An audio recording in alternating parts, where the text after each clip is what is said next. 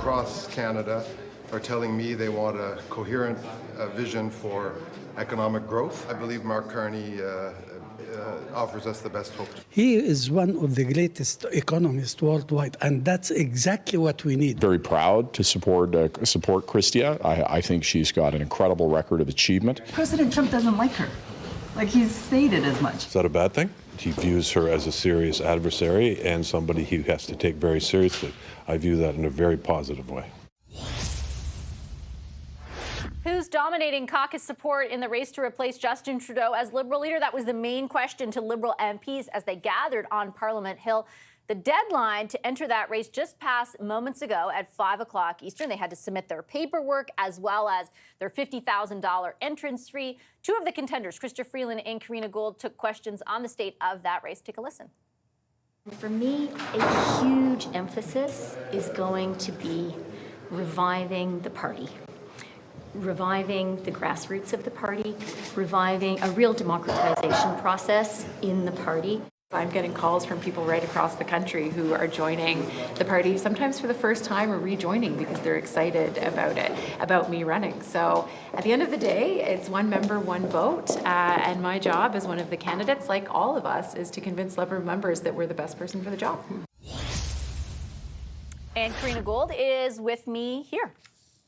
Hi, Ms. Gould. Pleasure to have you here in studio. Thanks for making the time. Thanks for having me, Vassy. I wanted to start off on listening to different MPs as they went into caucus today, and we're sort of keeping track of who's supporting whom. I think at this point, and please do correct me if I'm wrong, you've got 2 MPs supporting you and no cabinet ministers. If your colleagues don't think you should lead the party, why should members?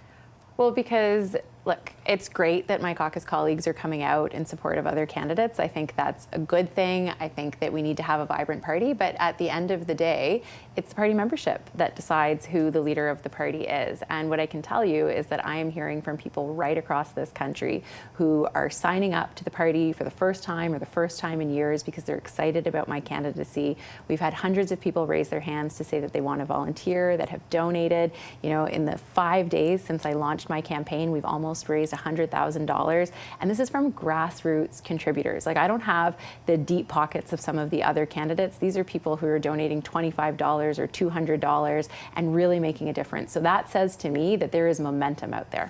And I take that point, and I totally understand what you're saying about the grassroots, but I think on the face of it also, when you see the 2 other candidates garnering support from people they've worked with for the last 5 or 10 years, and you're not, like, why would the membership not take something from that? Why aren't you getting that vote of confidence?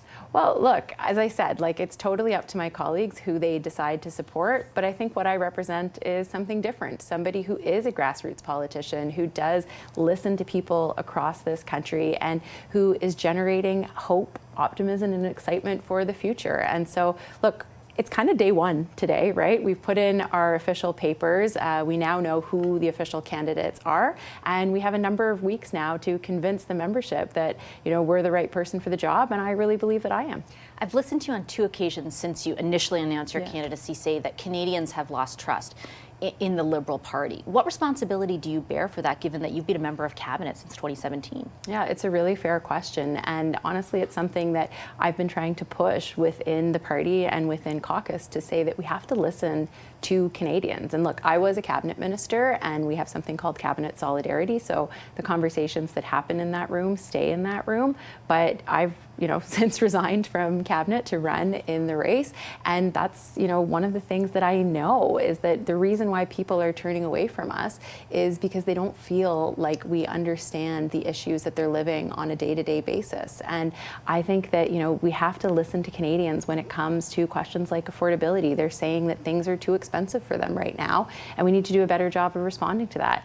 Things like crime. You know, in my community, we've seen an increase in auto thefts. Now that's starting to go down, but that's not something that, you know, people in the GTA or anywhere else in the country should be experiencing. And even though, you know, we held the Auto Summit last year, I just feel like we got to the game too late. And that's something that I think we need to do a better job of. I guess what I don't understand, though, is, you know, if you got to the game too late in a number of those instances, why did you keep insisting in your cabinet colleagues that that wasn't the case? Like, I've done countless interviews with all of you, and every time I asked a question like that, I was told I was wrong, basically. And it's not as though you're just on the sidelines of that. You were tasked by the Prime Minister and others to be one of the leads on communication around a lot of this stuff that Canadians were continually telling you was negatively impacting affordability. What made you see the light?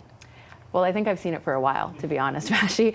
And you just couldn't say it? Is that what the argument is? Part of my job as the House Leader was to defend the government's position. But I, made very strong comments, within the spaces that I was acting. But I'm here to say to Canadians that we didn't get everything right. And we didn't necessarily listen when you were asking us to. And I understand that, as a Liberal Party, we have to do a better job of listening to Canadians. And listening to Canadians means actually changing some of the positions that we have and some of the policies that we have.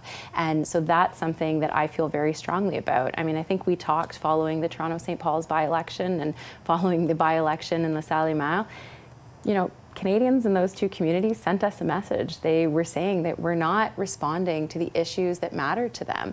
And I think we're in this position that we are in now with a new leadership race underway, because we have an opportunity now to show Canadians that we hear them on the issues that matter to them and show them how we're going to change our positions moving forward. So let me ask you about some of those issues. I mean, you've answered some of these questions, but I just want to get them for clarity's sake, particularly around the consumer portion of the carbon tax, because that's another one we did multiple interviews on. And specifically, I remember asking you the day the House resumed about the upcoming increase.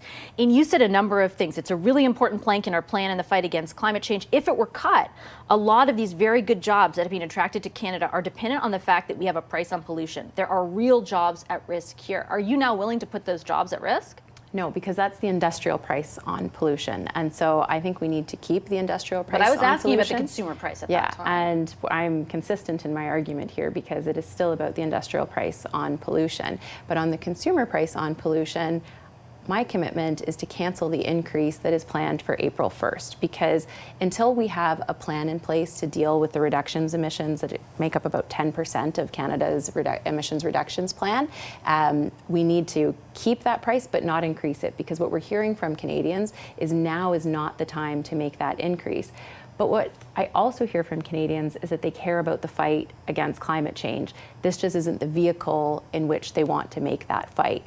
And so one of the things that I think about a lot is how can we actually help Canadians make the choices that they want to make to reduce their emissions? And let's be clear, like, Canadians are making personal choices to reduce their emissions, but it's still too expensive to buy an electric vehicle or a hybrid. It's still too expensive, when you're paying to heat your home. So I would like to bring back the rebate and increase the rebate for EV and hybrid vehicles. I would include gas hybrids in that, because that's a way for Canadians to also reduce their emissions. And I would bring back the home energy retrofit program, and I would do it in a bigger way, because these are things that can actually help Canadians make the choices that they want to make, but that right now are just unaffordable for them. A number of your progressive allies in premiers, for example, across the provinces have been making that kind of argument, right? Like the carrot versus stick approach. Yeah. To be clear, are you leaning towards the carrot versus your government, which was leaning towards the stick? Look, I think that when we brought in the price on pollution, it was the right decision at the time.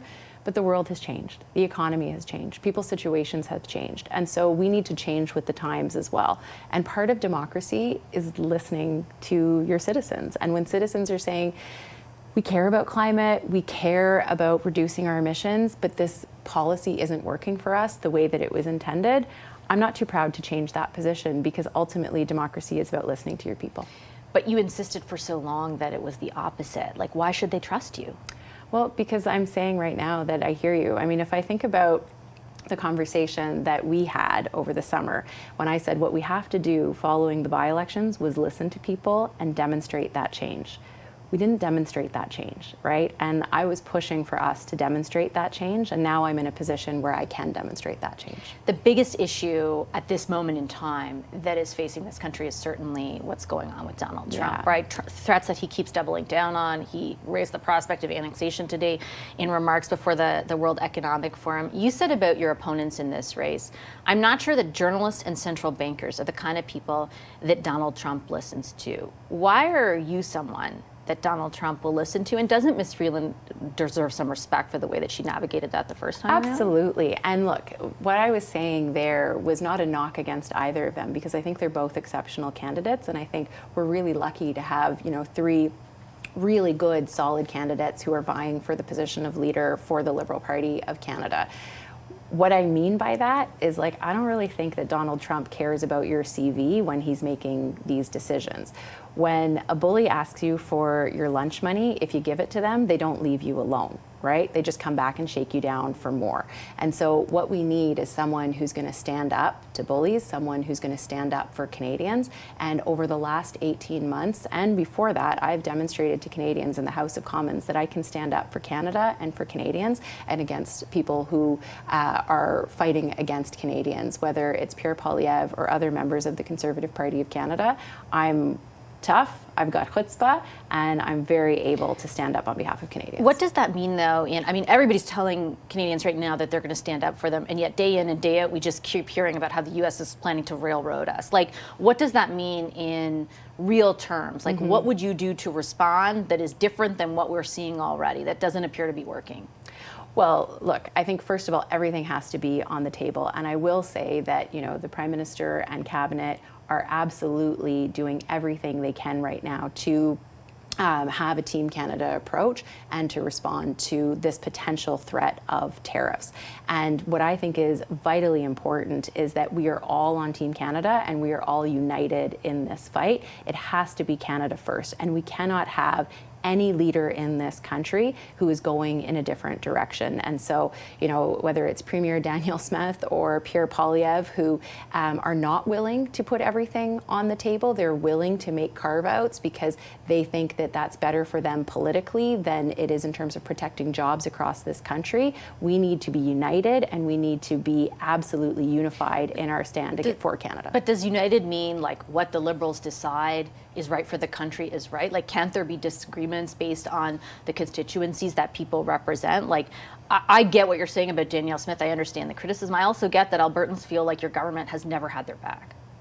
Well, what I know about Albertans is that they are very proud Canadians, and that what they want to do is also defend Canada.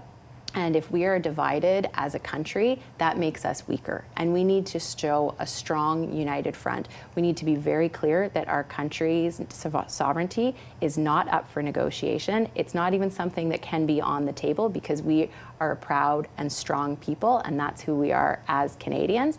And you know, we've heard from premiers as diverse as Doug Ford, Andrew Furey, and Wab Kinew, who all come from different political backgrounds, who are willing to put Canada first to protect jobs, be it in the auto industry, in forestry, in agriculture, in steel and aluminum, any industry that we have in Canada. The only premier who's not willing to stand up for Canada is Danielle Smith, and I think that's really shameful. Just one quick follow-up on the sort of what you would do, and it has to do with a lot of what President Trump was saying today, all about NATO spending. Do you think, if you win and you become Prime Minister, will you accelerate the timeline to meet 2% beyond 2032? I think there are things that we can do to meet the 2% faster. So one of the first things that I think we need to have a serious conversation about and actually do is increase the salaries of our armed forces, our personnel. Right now, we do not pay our Canadian Armed Forces sufficiently for the incredible work that they do on our behalf every single day. That's one thing that we should and must do. One of the first things that I would do is appoint a procurement czar to get our procurement in order when it comes to military procurement. It takes us way too long to get the necessary military equipment into the hands of our Canadian Armed Forces. And this is important not just in terms of meeting NATO's 2% commitment target, but also making sure that we are ready for whatever is going to come. I mean, we are living in a very difficult time geopolitically, and I think that being a member of NATO is extremely important, but this Western alliance needs to be ready for whatever may come, and make sure that ultimately what we can do is protect Canada, and that's what our Canadian Armed Forces So can you do. would accelerate the timeline by how much? Well, I'd have to dig more into it, but see how quickly we can do those things. But those are a couple of the things that I want to do. Okay, I'm going to leave it there. Ms. Gould, thank you very much. Good luck with your candidacy. Thank you.